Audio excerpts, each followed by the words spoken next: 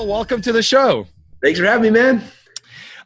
You have one of the fastest growing non-VC backed startups in the world presently, doing a lot of amazing things. Big fan of your work, your books, and your company. Let's dive into the things that you're doing. Most entrepreneurs and investors have a website, and people go to visit it, and then they leave it without doing anything. It's almost like you walk into an empty store without anybody helping you.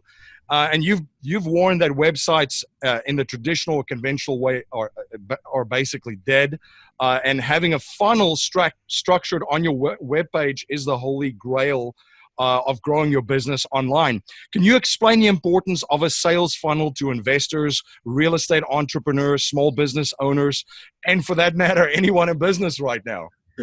Yeah, definitely. So it's interesting because I got started in this game that's like 14 years ago now, which is crazy.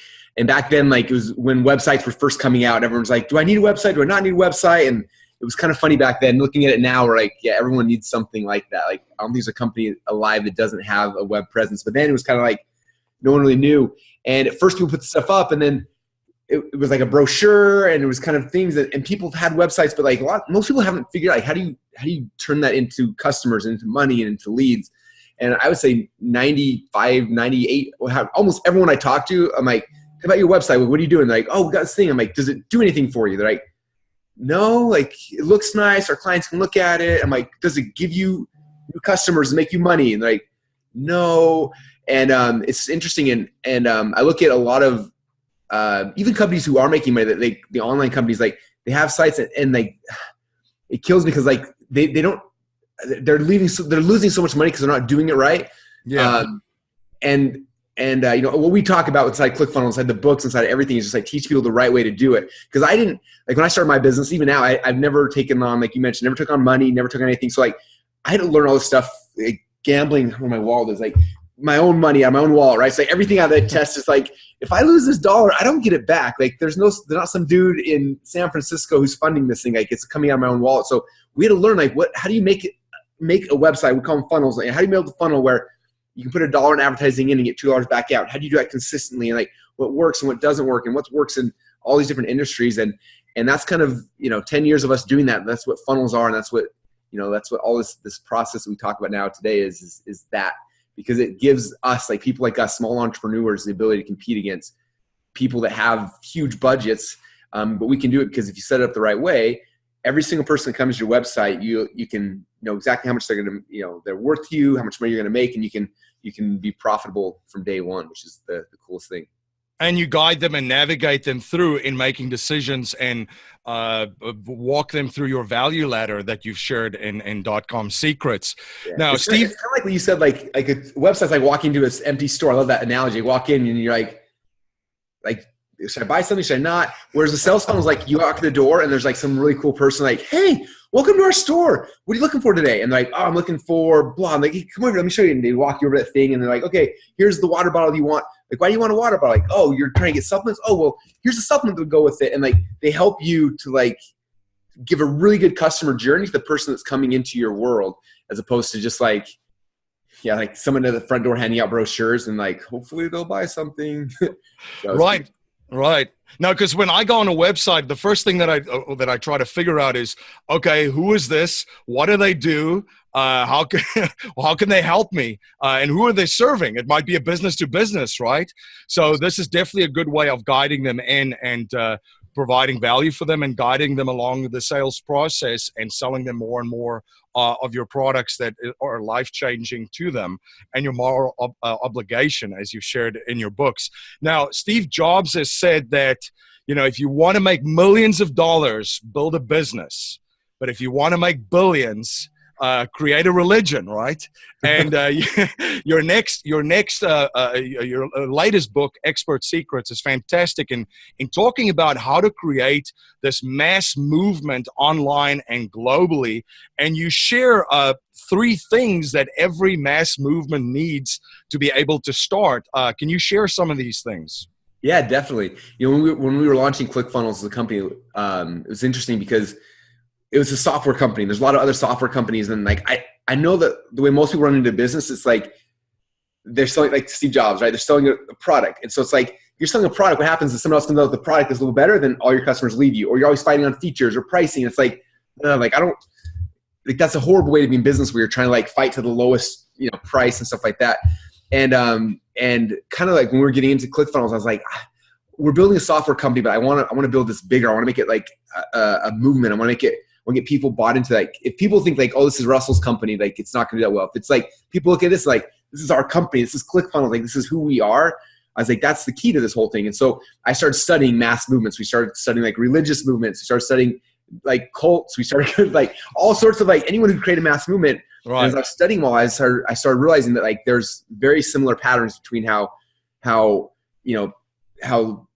people in, like, let's say like Hitler and the Nazi Party, like how he built that whole huge thing. And the same thing you see with Christ and Christianity, or you see it with Steve Jobs and Apple. And you see it like the pattern was everywhere. And so the three kind of core things, and the book goes deeper into these, but the first one is all these movements had some type of like attractive character, charismatic leader, somebody who the audience could connect with, right? It wasn't just a brand name and a logo. It's like there's somebody there, right? We all love Apple, but like Steve Jobs is a story. Like we connect with Steve Jobs, and like he did the keynote, so we all show up because you want to see him in his turtleneck, and like that was like the thing that was exciting, right? Like that's what brought life to this company. And so the first thing is they all had a charismatic leader. The second thing is that each of these leaders, like they focused on something in the future. They weren't talking about like how to, like present-based things, like where are we going? Like what's the, like, this is where we're going together as a community. We drive people there. When I was writing the book was actually in the middle of the political elections here in the States. And it was funny. I was writing this section and I was looking over on the TV, and at the time it was the Trump-Hillary debates. And I'm watching these two debate, and I was realizing that like, as I was writing the section, and I was talking about future-based causes versus like present-based things. And I'm watching both these guys, and I was like, Trump is doing a really good job. He's talking about these future-based, like make America great again, talking about this thing in the future. And Hillary was talking about like present stuff, like what they had done. And I was like, interesting. And so I went on Wikipedia. I started searching what were all the presidential slogans, like all the way back to George Washington. And I found some really, and like almost 100% of them, the candidate who talked about like some future-based thing won, and the candidate who's talking about the present lost. It's like Obama's talking about change, he won. And like, it's just interesting, like almost every single election since the beginning of the United States here. And it was interesting. And then I, fast forward, luckily for me, for my prediction, 3 months later, Trump did win. And it was like his big part of that is he's talking about this future-based thing that people want to, like, no one's ever happy where they're at now. They always want to go try towards the greener pastures. And that's kind of the second thing with any of these movements, is that the leaders are always talking about this future-based thing of where people are going, because that's what inspires people, makes people want to stand up and leave whatever they're doing now to go over there. And then the third piece, and this is the one that's like, I think the most critical, but like the least understood, is that all these mass movements, they offered the leaders offered their followers what we call in the book a new opportunity. So it wasn't like, we're going to help you become better or become smarter or become, we call those improvement offers. It wasn't like, we're going to help you become better, because improvement's really hard to sell. People want to be better, but they don't want to put in the effort to be better. So right. What they do instead is they offer like, here, like, don't worry about what you're doing right now. Like, I'm going to give you a whole new opportunity. Right? Steve Jobs didn't come and like, I'm going to give you guys a CD player that can play 75 CDs. He's like, no, you can literally throw your CDs in the garbage. And he pulls out his back pocket. Boom, it's the iPod. And people went crazy, right? And boom, built this whole dynasty. You don't have a phone anymore. You pull out, boom, your iPhone. And we saw how he did that with these new opportunities. But any company, any mass movement, you look at how, like any of the mass movements through time, like the leader always offer new opportunity, and that's what people gravitate towards, and that's what causes these mass movements. And so in business, I'm such a big believer, like if you're focusing just on like product, like fighting with products, like you become a commodity, and then you're always fighting to like the lowest common, like the lowest price, lowest, like all those kind of things. Whereas when you build a movement, like we have competitors, I think almost 1 to 2 times a month in the last 3 years since we launched ClickFunnels, I've seen a launch around the next ClickFunnels killer. And it's funny because like, there's always people like, oh, ClickFunnels is going down because the ClickFunnels killer's coming out. And then I talk to our members, and they're like, yeah, it's almost a joke now. We see it and then we laugh and then we just ignore the ad, because like we're part of your, like, I got the t-shirt, I'm wearing your t-shirt, I got like, your mouse pad, like I'm not going anywhere. Like I'm part of this community, and like this is our company. It's not Russell's company. And so that was the goal initially. It's been fun watching as it's played out over the last couple of years.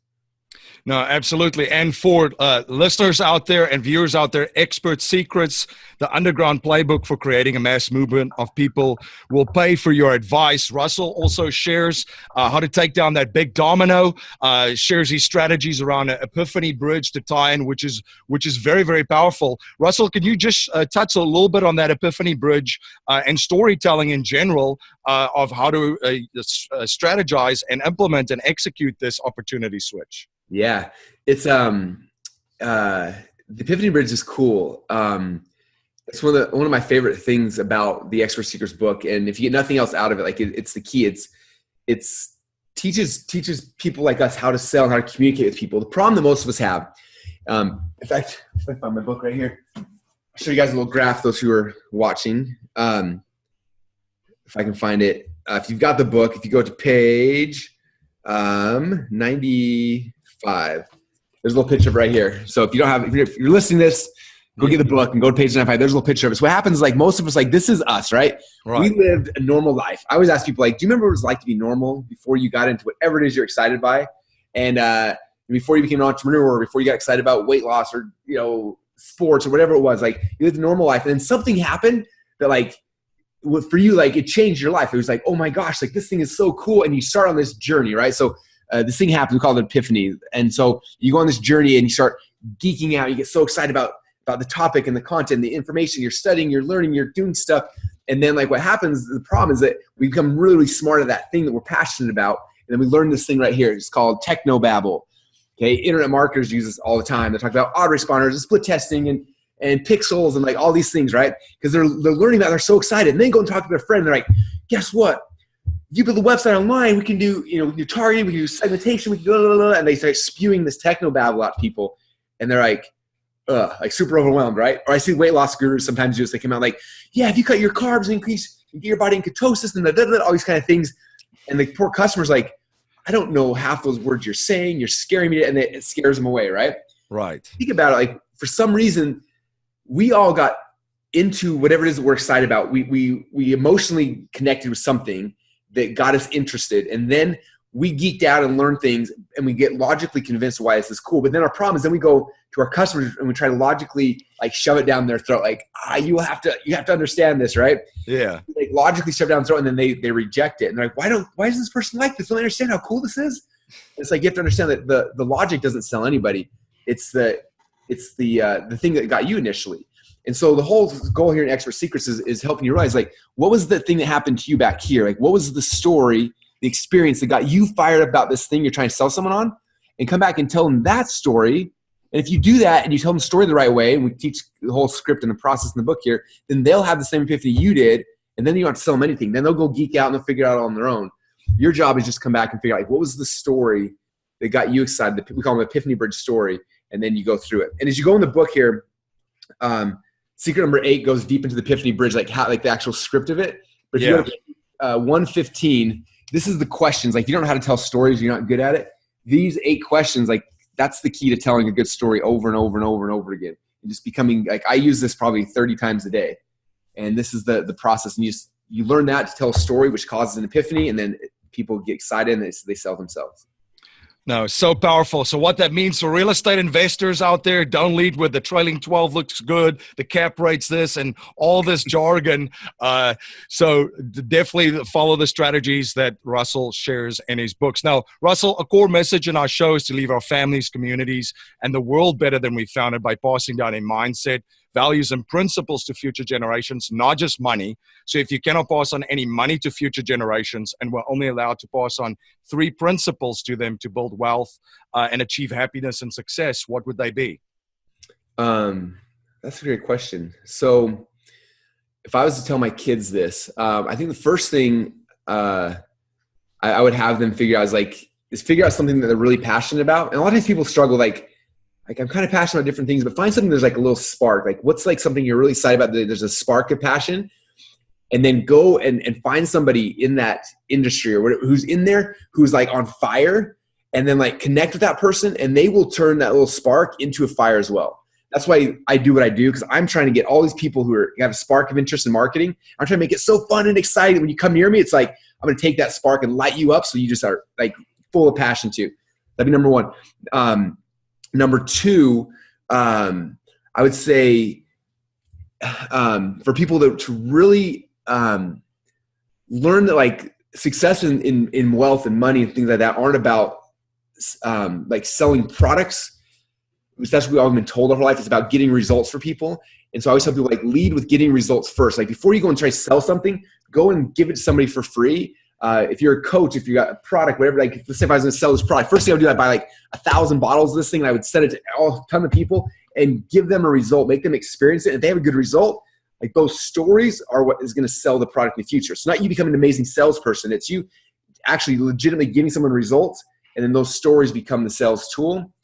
And then I think the third thing would be is to become obsessed with marketing, because like if you're excited about weight loss, you want to get out in the world, like being obsessed with weight loss is important. Like that's the initial spark you need to have that catches on fire. But like you got to become obsessed with the marketing, because that's what gets it to other people's hands. It's like have fun with the marketing. It's something that at first I think a lot of people get into it like, oh, I can learn how to sell this thing. You know, I have to learn marketing.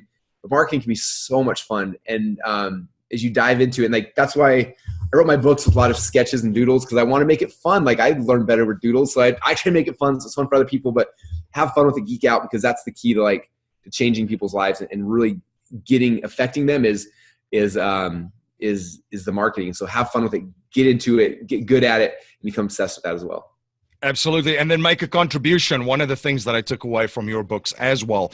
Russell, where can my listeners and viewers get a copy of this book? Because combined with these two, I mean, this is a college education. You can see I got a stack of notes in these two. I continue to revisit them. Where can they grab a copy of Expert Secrets? Cool. If you go to expertsecrets.com, we have free copies there. We just cover shipping and handling, and you can get it there. And yeah, I hope you guys get it and you read it. We've sold a lot of copies, and it's been so much fun in the last little while seeing now people they've read it, now they're implementing it. Like it's just so fun watching the results that are coming from it. So yeah, you guys can all get a free copy at expertsecrets.com. Fantastic. Well, Russell, this has been a blast connecting. Thank you so much for coming on the show and sharing your journey and your knowledge and providing so much value for my listeners and viewers out there. No worries, man. Thanks for having me. I appreciate it.